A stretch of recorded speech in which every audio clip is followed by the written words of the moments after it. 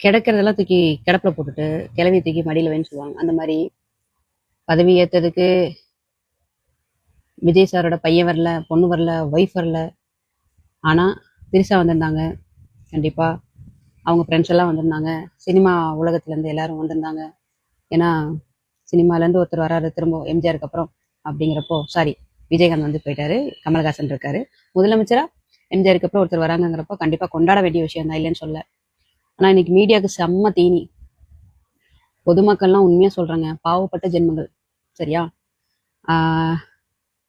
இனி இதை வச்சு லைஃப்ல நம்மளே காசப் தான் பேசுவோம். அவங்க எப்படி, இவங்க எப்படி, அதை பண்ண போறாங்க, இது பண்ணணும். ஒன்று தெரிஞ்சுக்கோங்க, நாடு நல்லா இருக்கணும், நாட்டோட தரம் உயரணும் அப்படின்னா நல்ல விஷயங்கள் மட்டும்தான் நடக்கணும். அப்படிதான் நடக்கும். ஆனா இன்னைக்கு இந்த மீடியா என்ன பண்ணிட்டு இருக்கு தெரியுமா?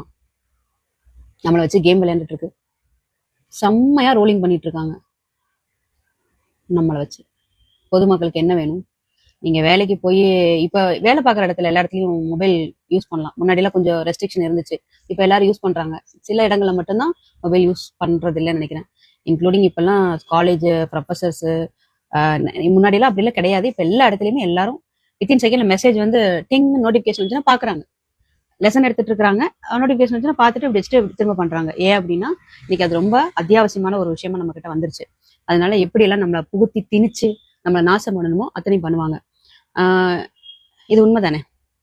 இப்ப நம்ம எப்படி அவேர்னஸ்ல இருக்கணும் அப்படின்னா, நம்ம பாட்டுல நம்ம வேலையை பார்க்கணும் அப்படின்னு நினைக்கலாம். ஆனா நம்ம வேலையில தான் மொபைல் சேர்ந்து இருக்கே. அதனால கஷ்டம்தான்.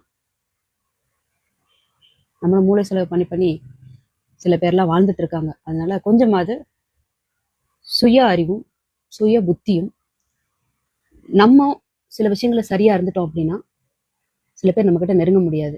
அது அரசியல் தாக்கமா இருக்கலாம், இல்லை இந்த சோசியல் இன்ஃப்ளூயன்சர் அந்த தாக்கமா இருக்கலாம், சோசியல் மீடியாவா இருக்கலாம். சம் எனி பர்சன்ஸ் நம்ம கிட்ட ரீச் ஆக முடியாது, நெருங்க முடியாது. அதனால எனக்கு பொறுத்த வரைக்கும் நல்ல விஷயங்கள் மட்டுமே நடக்கணும்னு ஆசைப்படுறேன். யார் யார் கூட போனா நமக்கு என்னங்க? நாடு நல்லா இருக்கணும்ல. அதுக்கு கொஞ்சமாவது சின்சியரா ஒர்க் பண்ணுங்க. Media people